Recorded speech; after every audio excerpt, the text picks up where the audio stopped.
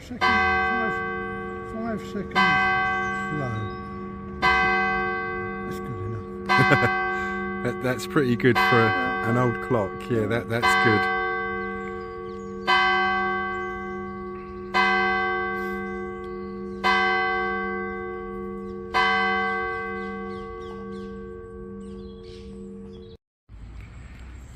Good morning, ladies and gents, and I hope you're all well. And it's a little gem we're visiting today, St Mary's Church at Wanstead.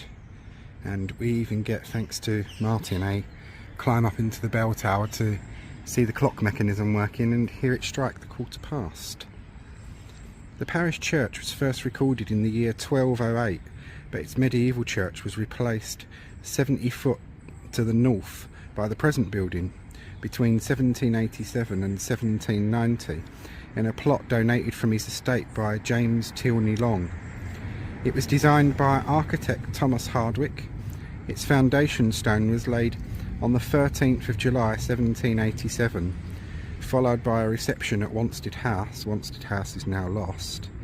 And it was completed on the 24th of June 1790 with consecration ceremony led by Bilby Porteous, Bishop of London. After the new church was completed, its medieval predecessor was demolished, though the latter's large monument to Josiah Child was moved into the new church.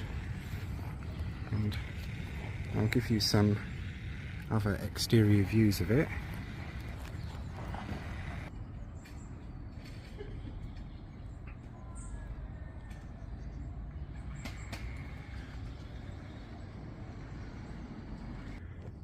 And right where we're standing here, I've just been informed, this would have been the nave of the medieval church.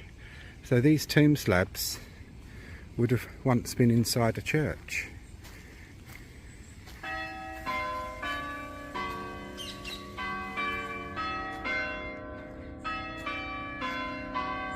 That's nice to hear, isn't it? And you've got Anne Sampson of the county of Dorset, widow, died the 2nd of February 1713 in the 60th year of her age.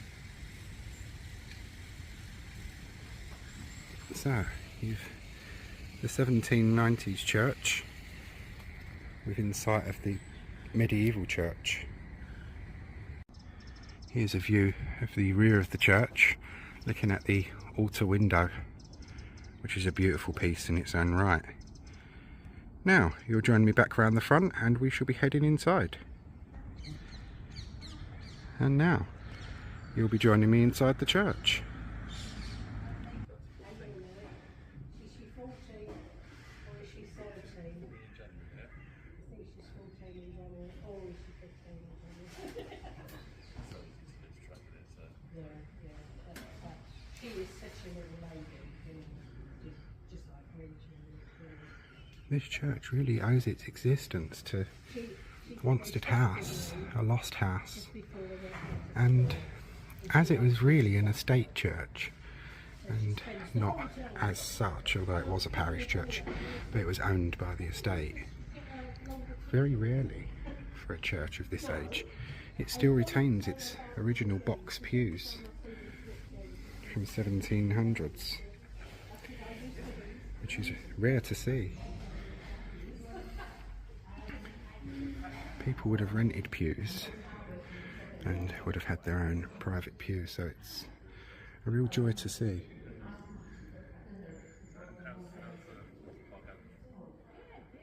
And here are at the back, the church warden's pews. Like with Barking, you have the church warden's staff saw rods of office. Hiya! Oh, brilliant. You've done that, have you? Yes, yes. That's perfect. Would that be okay? Oh, thank you. You're going to join me up there and we'll see the inside of the clock. And here's the inside of this clock. 1790.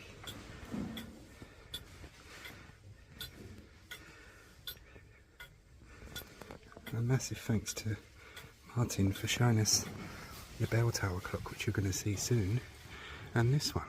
And here's the church from above in the upper galleries, which is a very fine view, and still retaining its box pews, which are quite a rarity in parish churches, the Victorians having torn most of them out when heating systems came in. That's brilliant. You'll join me back downstairs. I'll give you a view first from the upper gallery. And its box pews, which still retain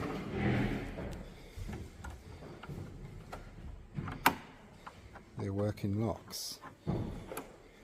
It's a very rare thing from 1790.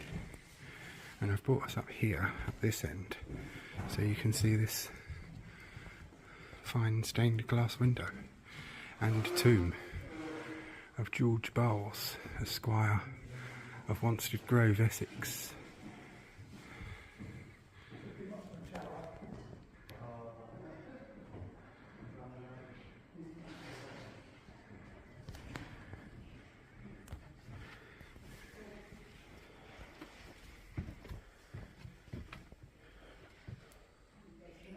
That really is a rarity.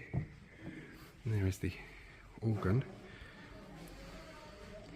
And the clock we've just seen. Martin was adjusting it, so he invited me up to have a look. Which, if anyone who's been on my page for any length of time knows that I absolutely love clocks and bell towers, so this visit really has made my day. It's quite rare to be invited into a bell tower as a member of the public, because health and safety issues. And this is the tomb from the medieval church that was moved in here, but we'll see more of that when we go downstairs. And you'll be joining me back downstairs now. But before we go, the side of the organ, where inside you can see all its inner workings, and I'm told it's a very impressive sound. Now,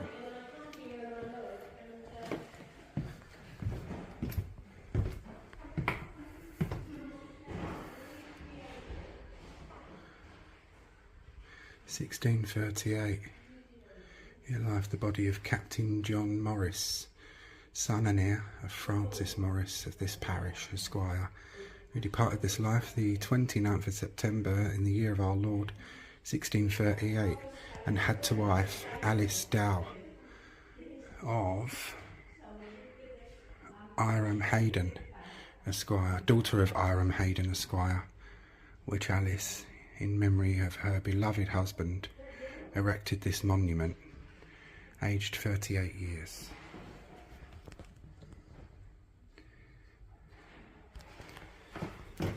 I do photograph monuments separately rather than covering them in my tour, because it takes a lot of time up and people don't tend to like videos that are too long. We are back down in the main body of the church. Which is very impressive.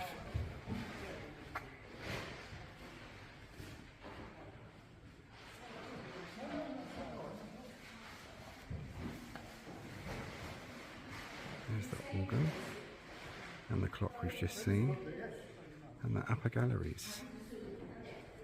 And some very impressive stained glass windows along the side, but we'll be covering those after we've seen the altar.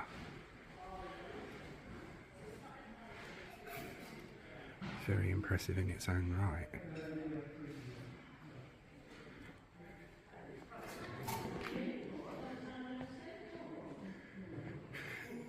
This is the tomb of Josiah Child, who was very, very big in the East India Company.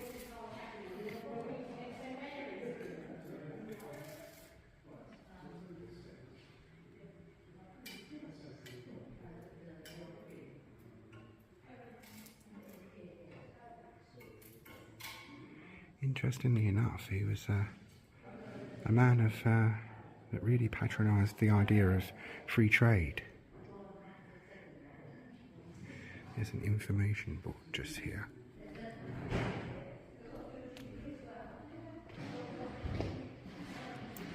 I will photograph that, but for my viewers, do pause to read if you wish to.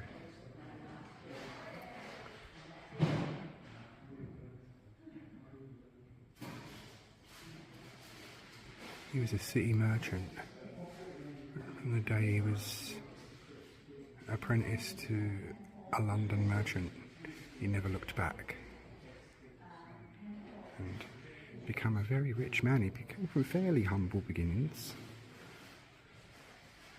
He became an extremely rich man. The East India Company basically ruled India. It was immensely powerful in its day. And how's that for a beautiful stained glass window?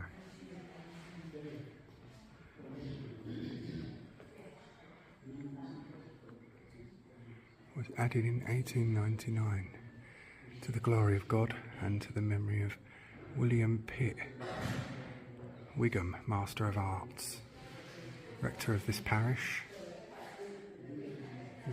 who added this window, which is placed by his friends and admirers AD 1890.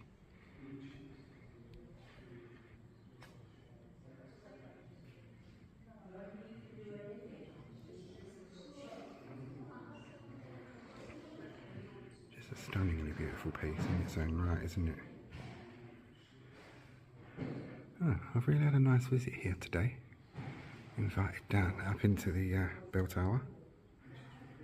Later on this afternoon, I shall be here for some time because I've still yet the churchyard to cover. There'll be very interesting people buried there.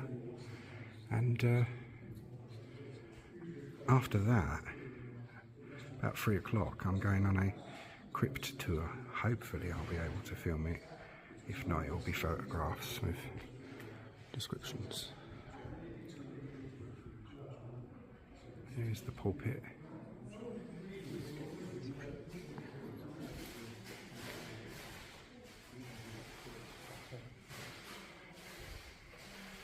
And if you can see,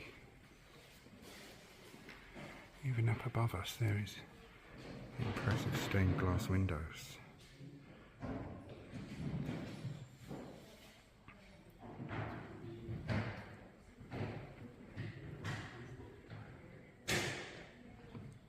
Not one to match on that side, but that's okay.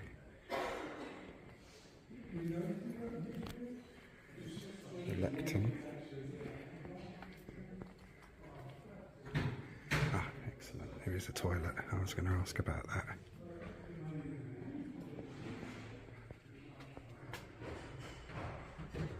The Ollie window in St Mary's Church, Wanstead. John Joseph Ollie, born in 1851.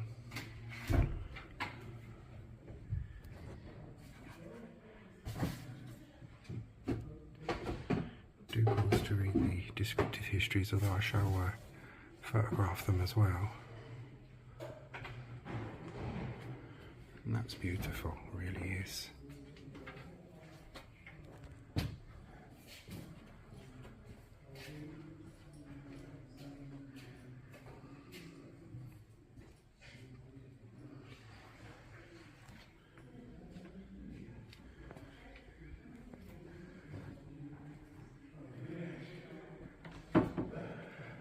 This window is dedicated to the glory of God and the affectionate memory of Elizabeth Jane, beloved wife of John J. Ollie of Leytonstone, who died the 13th of January 1917 and is laid to rest in this churchyard.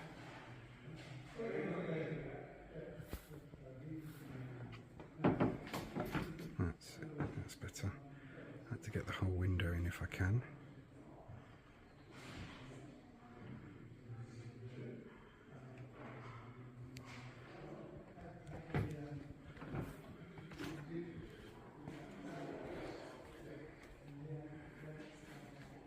This window is given in memory of Florence Elizabeth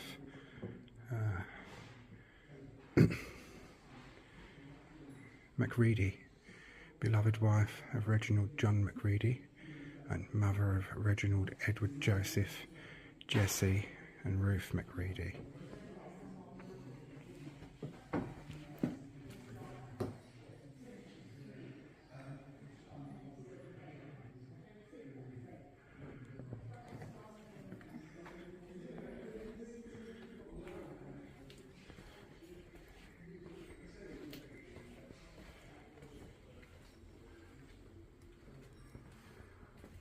Join me over on the other side. Here we are, on the opposite side.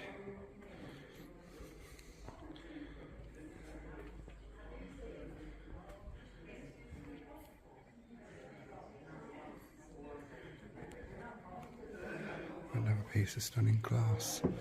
To the glory of God and in loving memory of Thomas James Nelson Knight, mainly by whose exertions the adjacent parkland was thrown open to the people for all time. This window is a gift of his widow, Jemima Lavissa Nelson.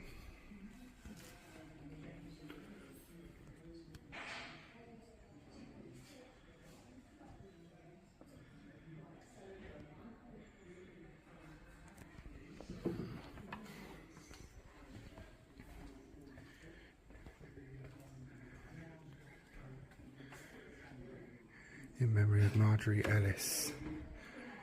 Marjorie Ellis, born November the 10th, 1889, died January the 6th, 1890.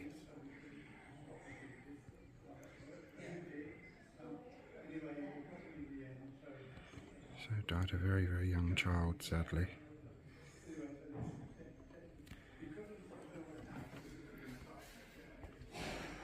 Here is the font. And another beautiful piece of stained glass in memory of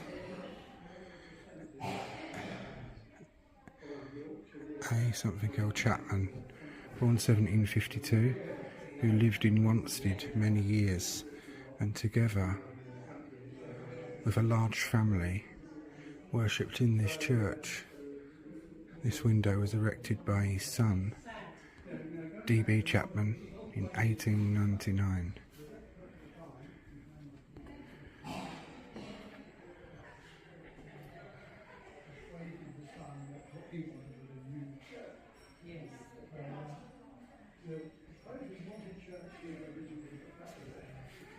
And the font. In memoriam, Reverend Gerald Stephen Fitzgerald, Master of Arts. Sorry.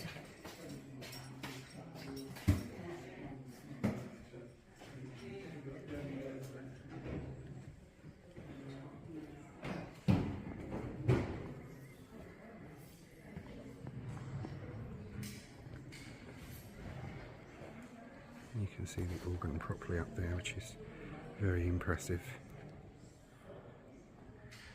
And the altar. And I hope you've all enjoyed the tour.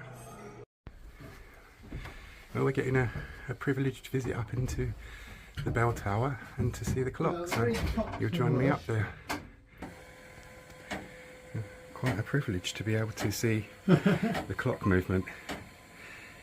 Everyone on my history page knows I love clocks. It's electrically wound nowadays, which I'm sure everyone is quite pleased about. Yeah, it's got the old handle down there. That's where it would have been wound. That's right, yeah. And there's a big pit thing, shaft down. These are the weights for it. And they only just go a bit up and down with the winches. Right. But say the old one used to go way down.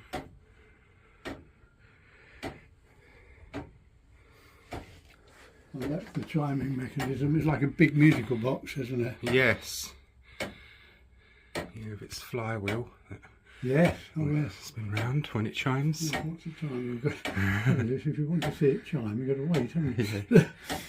J. Smith and Sons Midland Steam Clock Works, Derby. The steam comes into it. John Smith.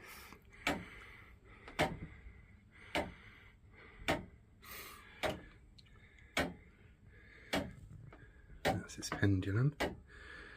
Yeah, we can, wait a minute, give me a second. That's the winding handle. And there is the pendulum. And similar to Big Ben, it's adjusted with I mean, a 50 the old pence. weight, Yeah, they use pennies, don't they? they do. They use old pennies. Yeah, Yeah. they've got a tin for them. Yeah. This is done with a 50 pence piece and a screw, so the slightest bit of weight will adjust the timekeeping, and it's very accurate. It chimed beautifully on time.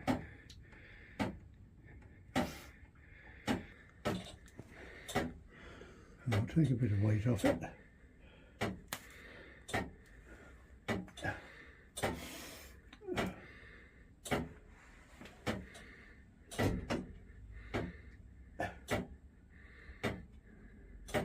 Right.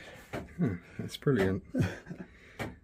Hinges, a bar across there, and it looks as though it's got a purpose, but I haven't the faintest what. And obviously that used to be connected to something.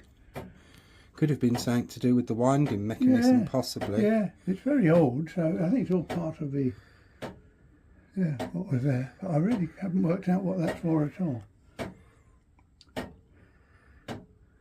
Well, it's lovely to see it. Adjust it. And that's how it's adjusted. And then you get good control if you've got a long lever. Yeah. Because that goes up to the hands, obviously. Oh look, I've noticed it. There's got another one.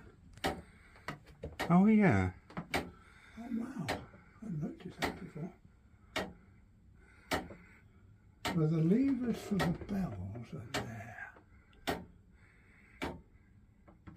May have been something to do with the chiming mechanism or the winding mechanism. It's stopping the bell. Okay. Yeah, it's possible. Oh, that's interesting. It's been oiled as well. We have it's on a maintenance contract with the company. Oh, I see. Oh, the company's still around, Yeah, are they? Oh, yeah. that's fantastic. Yeah. And so many have gone by the wayside. That's nice to hear. There's still a lot of church clocks around, I think.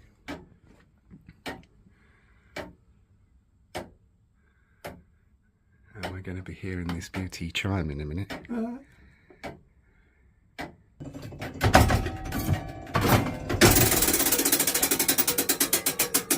There we are, and you've seen the chiming mechanism in action for the 1/4 strike.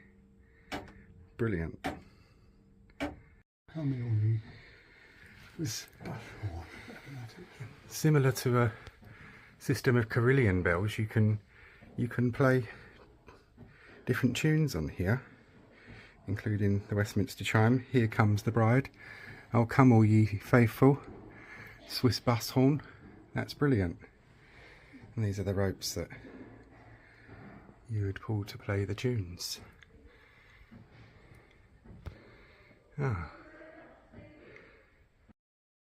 And now, join me as we head off back into the past for some historical images.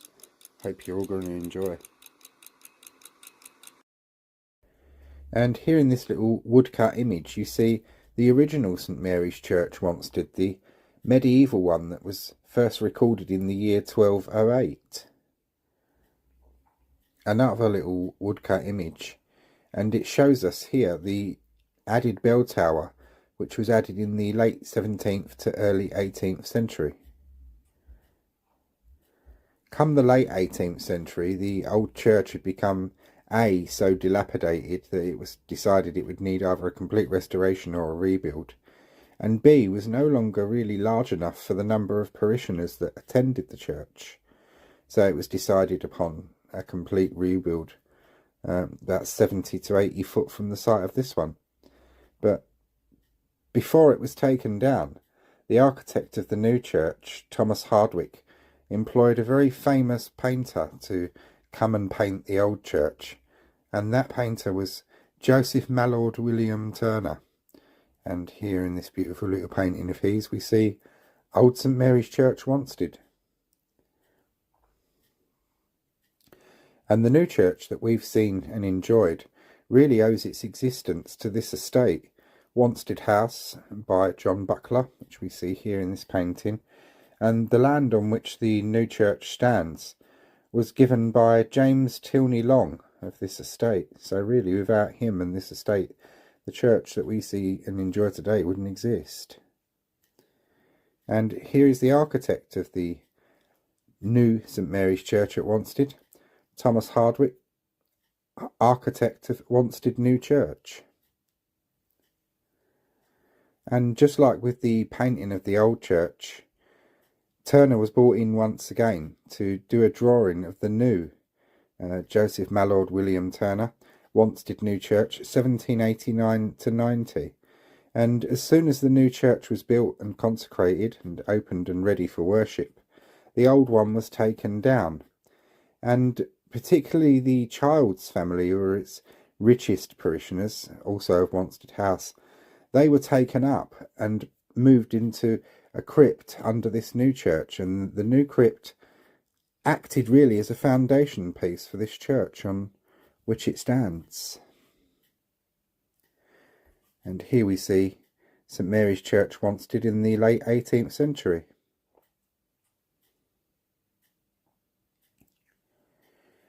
When newly consecrated and opened, its first reverend was this man here, the Reverend Samuel Glace, Doctor of Divinity, Fellow of the Royal Society, and also Chaplain in Ordinary to the King. And here's a much better painting for us to see of that first Reverend Glace. And our first photographic image of the church, St Mary's Church, Wanstead, in circa 1890.